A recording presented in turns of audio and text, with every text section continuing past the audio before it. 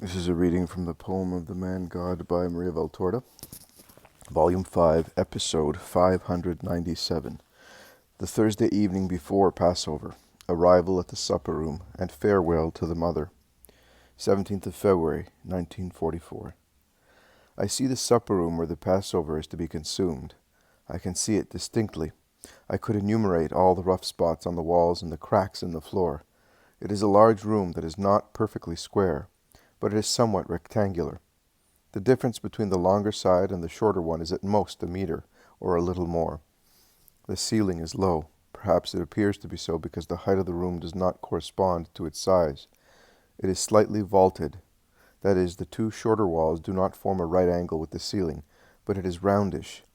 In the two shorter walls there are two large, low windows facing each other.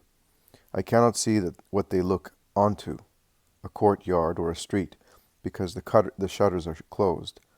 I said shutters. I do not know whether it is the right word. They are window coverings made of boards, and they are firmly closed by iron bars across them. The floor is made of large, square bricks of baked clay, discolored by age. From the center of the ceiling hangs a multi-arm oil lamp. In one of the two longer walls there is no opening. In the other, instead, there is a small door in one corner, and it is reached by means of a small staircase of 6 steps with no banisters, ending on a landing of 1 square meter. On the landing and against the wall there is another step, at whose level the door opens. I do not know whether I've made myself clear. The walls are just whitewashed, without decorations or borders.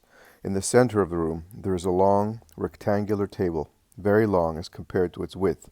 It is placed parallel to the long walls, and is made of very plain wood. Along the long walls there are some seats. Against the short walls, under the window, on one side, there is a kind of chest with some basins and amphorae on it, and under the other window there is a long, low sideboard, on top of which there is nothing at present. And that is the description of the room in which Passover will be consumed. I have seen it distinctly, all day long. In fact, I have been able to count the steps and observe all the details, and now that it is getting dark, my Jesus is taking me to the rest of the contemplation. I see that the large room leads by means of the 6-step staircase to a dark vestibule on the left side of which, with respect to me, there is a door that opens onto the street.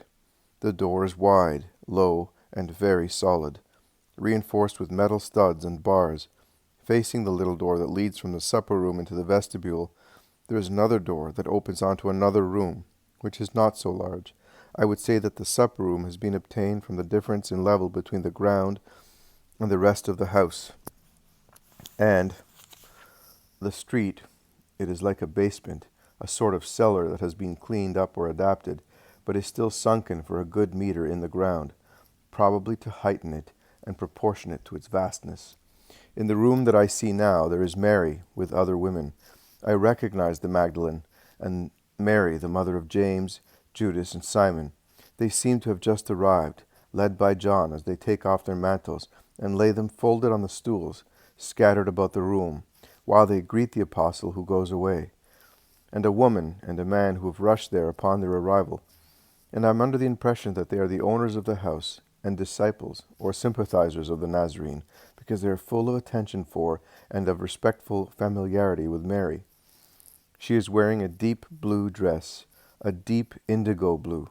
On her head she has a white veil that appears when she takes her mantle off, as it covers also her head. She looks worn out and aged. She is very sad, although she smiles kindly. She is very pale. Also her movements are tired and hesitating, like those of a person engrossed in thought. Through the door left ajar I can see the landlord coming and going in the vestibule, and in the upper room, which he illuminates completely, lighting the remaining flames of the large oil lamp. He then goes to the main door and opens it, and Jesus comes in with the apostles. I can see that it is getting dark, because the shadows of the night are already descending in this street, closed between high houses. He is with all the apostles. He greets the landlord with his usual salutation, "Peace to this house." And then, while the apostles go down into the supper room, he enters the room where Mary is. The pious women greet him with deep respect, and then go away, closing the door and leaving mother and son free. Jesus embraces his mother and kisses her forehead. Mary first kisses the hand of her son, and then his right cheek. Jesus makes Mary sit down and sits beside her. They are sitting on two stools close to each other. He makes her sit down, taking her to the stools, holding her by the hand, and he continues to hold her hand also when she has sat down. Jesus also is engrossed in thought and sad, notwithstanding that he strives to smile. Mary studies his expression anxiously. Poor mother, who through grace and love realizes what this hour means. Painful spasms appear across Mary's face, and her eyes dilate at an interior vision of deep grief. But she does not make a scene. She is as solemn as her son. He speaks to her. He greets her and implores her to pray for him. Mother, I have come to get strength and comfort from you. I am like a little baby, mother, who needs the heart of his mother for his grief, and his mother's breast for his strength. In this hour I have become your little Jesus of a long time ago. I am not the master, mother. I am only your son, as in Nazareth when I was a little boy, as in Nazareth before departing for my private life. I have but you. Men at the present moment are not friendly with and loyal to your Jesus. They are not even brave in doing good. Only the wicked are constant and strong in doing evil. But you are faithful to me, and you are my strength. Mother, in this hour, support me with your love and your prayers. Among those who more or less love me, you are the only one who knows how to pray in this house. You know how to pray and to understand. The others are concerned with the festivity. They are engrossed in joyful thoughts or in criminal thoughts, while I am suffering from so many things. Many things will die after this hour, and among them their humanity, and they will be able to be worthy of me, all of them, except him who got lost, and whom no power can bring back, at least to repentance. But for the time being they are unconscious men who do not perceive that I am dying, while they are rejoicing, thinking that my triumph is more than ever close at hand. The hosannas of a few days ago have intoxicated them, mother. I have come for this hour, and from a supernatural point of view, it is a joy to see it arrive. But my ego is also afraid of it, because this chalice bears the name of betrayal, abjuration, ferocity, blasphemy, abandonment. Support me, mother, as when with your prayers you drew the Spirit of God upon yourself, and through it you gave the world the one expected by peoples. Draw now upon your Son the strength that may help me to accomplish the deed for which I came. Mother, goodbye.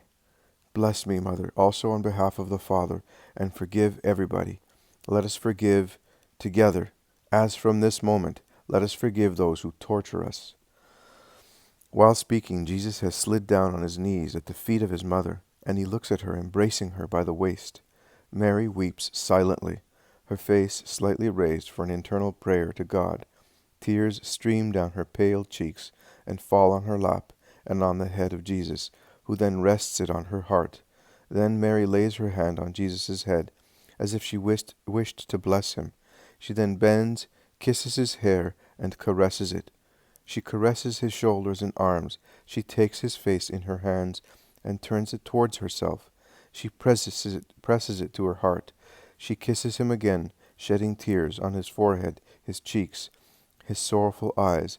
She cuddles that poor, tired head as if he were a baby, as I saw her lull the divine newborn in the grotto.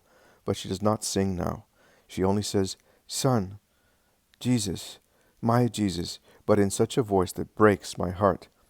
Then Jesus stands up. He adjusts his mantle, remains standing in front of his mother, who is still weeping, and he blesses her in his turn. Then he turns his steps towards the door. Before going out, he says to her, "Mother, I will come again before consuming my Passover. Pray while waiting for me." And he goes out.